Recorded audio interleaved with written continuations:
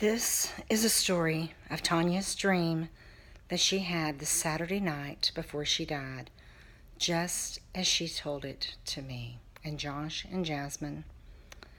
However, Friday night, Josh and Jasmine were gone.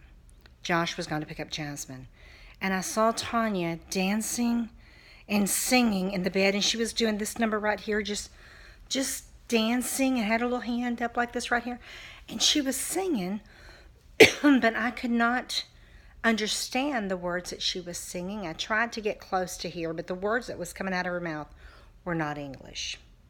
I could not make out the words she was singing. Sunday morning, Tonya wakes up and she says she'd been sleeping for a very long time and she was tired. But she had a very weird dream, and I wanted to record her telling me her dream, but she didn't want me to record it. And I told her, I said, Tonya, I want to record this so you never forget this dream, because I felt like it had meaning. And she said, Mom, this dream I will never forget. And she was very adamant about the never. She would never forget this dream. It impacted her that much. She said there was this cave. There was a dark cave. And once she got inside that cave, there was these two old women.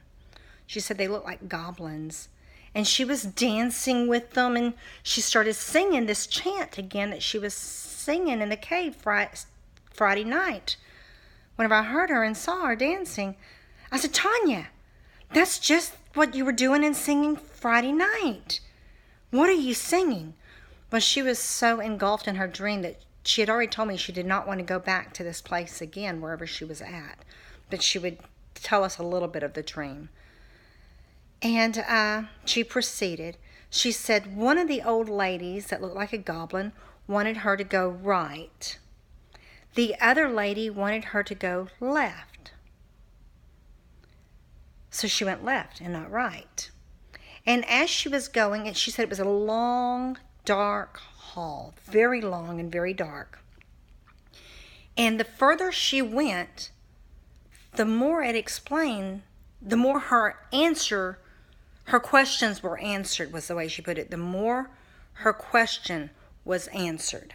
And I'm thinking, what was the question that was being answered? She said every scenario that was played out had the same answer. So then she went to another scenario as she went down this long hall, and she got the same answer. Another scenario, the same answer. Another scenario, the same answer.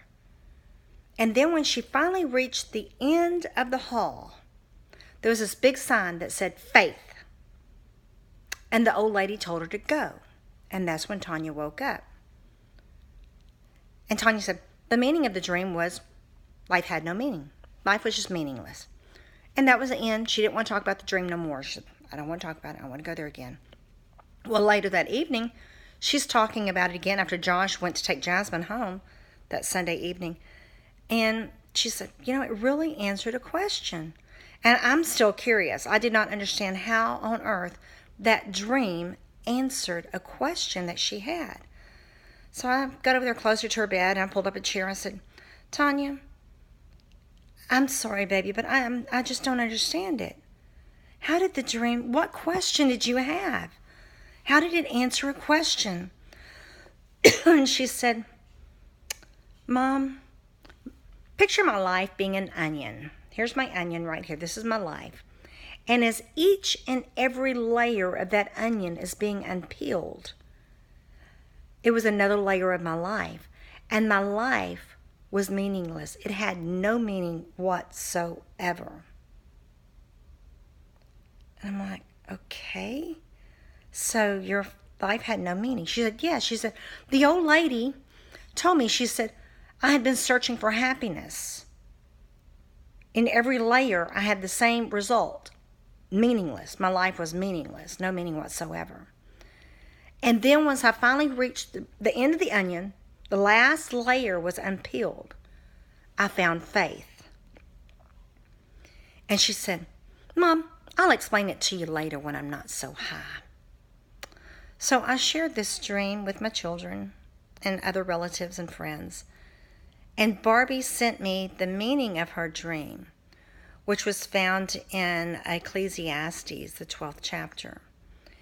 And it talks about how life is meaningless and you're chasing after the wind.